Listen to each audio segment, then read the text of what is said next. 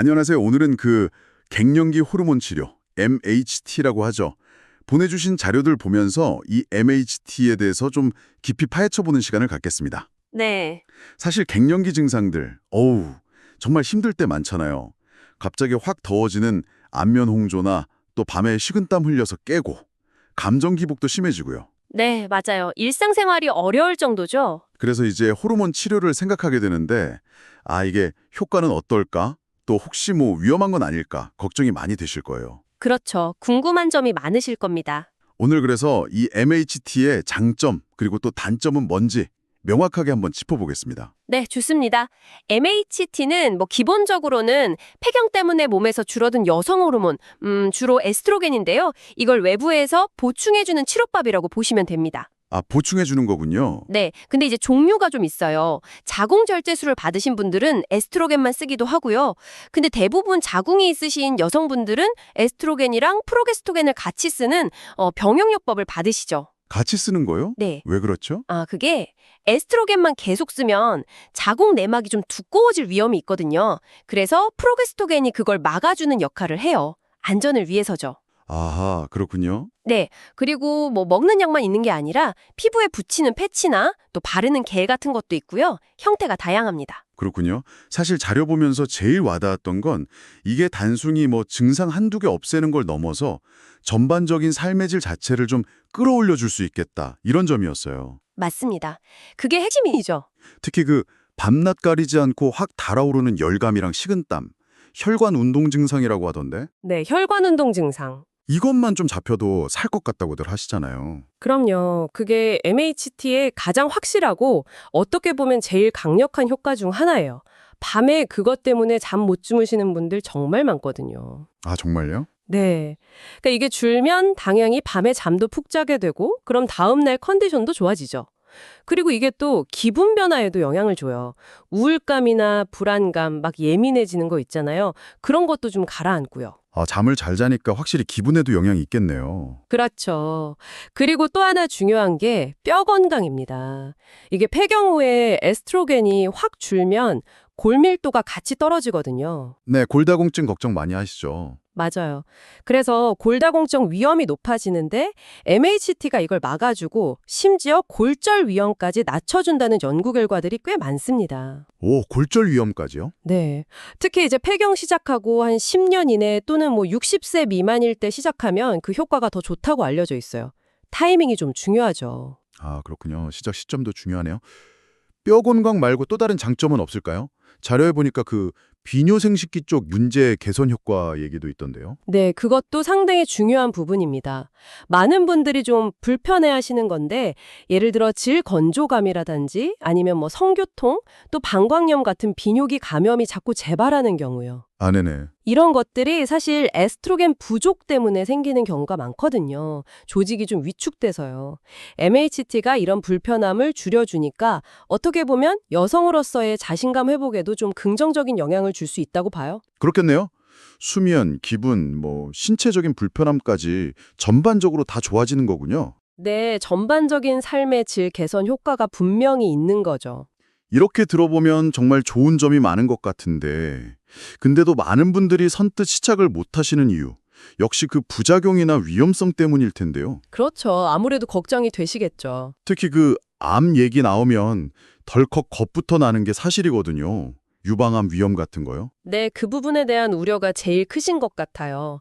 예전에 WHI 연구라고 대규모 연구 결과가 발표되면서 MHT랑 유방암 위험 증가 가능성이 막 제기됐었잖아요. 네, 저도 들어봤어요.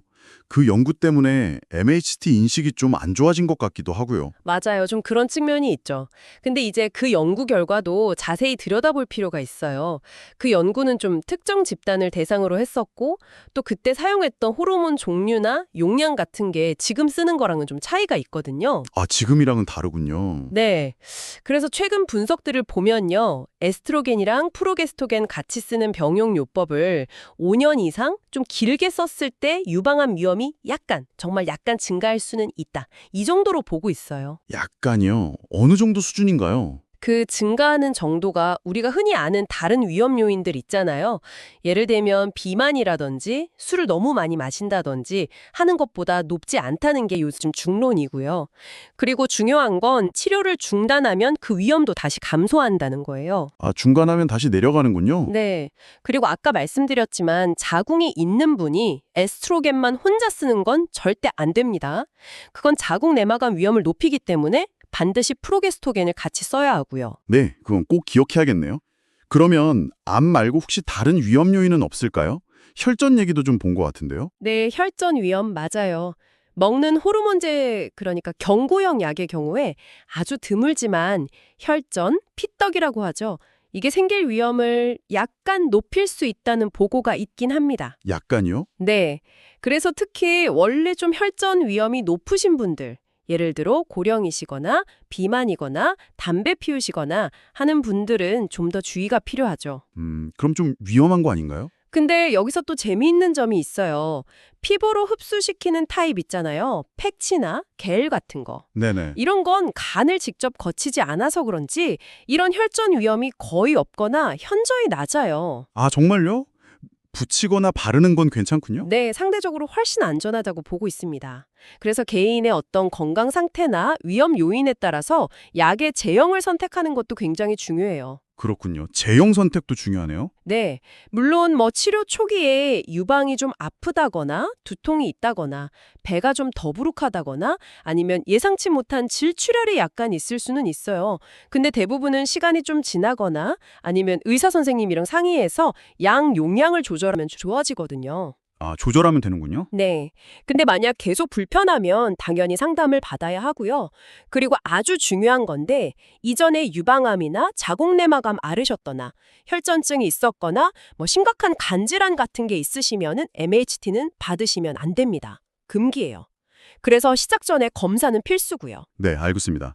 결국 MHT를 할지 말지는 정말 개인의 상황 또 건강 상태를 다 종합적으로 따져봐야 하는 문제네요. 맞습니다. 딱 정해진 답은 없는 거죠. 증상이 너무 심해서 일상생활이 너무 힘들고 그런데 다른 특별한 건강상 위험 요인은 없다. 그러면 치료를 통해서 얻는 이득이 더 클 수도 있다 이렇게 이해하면 될까요? 네, 정확합니다.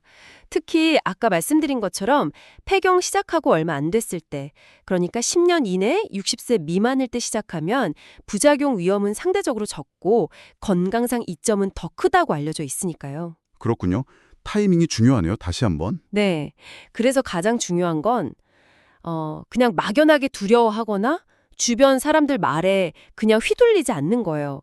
오늘 저희가 살펴본 자료들처럼 정보는 정말 많잖아요. 네, 정보는 넘쳐나죠. 중요한 건 이 정보들을 바탕으로 내 몸 상태, 내 병력, 내가 실제로 느끼는 증상이 어느 정도인지 이런 것들을 전문가, 의사 선생님하고 솔직하게 다 털어놓고 상의를 하는 거죠. 네, 솔직한 상담이 중요하군요. 네, 그래서 나에게 맞는 최선의 길이 뭔지 정말 신중하게 같이 결정하는 겁니다.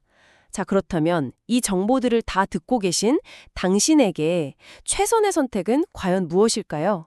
한번 생각해 보신 문제죠. 네, 정말 중요한 질문이네요. 마지막으로 이 질문에 덧붙여서 한 가지만 더 생각해 보실 점을 던져드리고 싶어요. 단순히 지금 당장 힘든 증상을 좀 완화한다. 이 차원을 넘어서요. 이 갱년기라는 시기에 MHT를 선택하거나 혹은 선택하지 않는 것이 앞으로 당신의 삶에 어떤 에너지, 그리고 또 스스로를 어떻게 바라보고 인식하는지, 이 자아 인식에 어떤 영향을 미칠지 한번 깊이 생각해 보시는 건 어떨까요?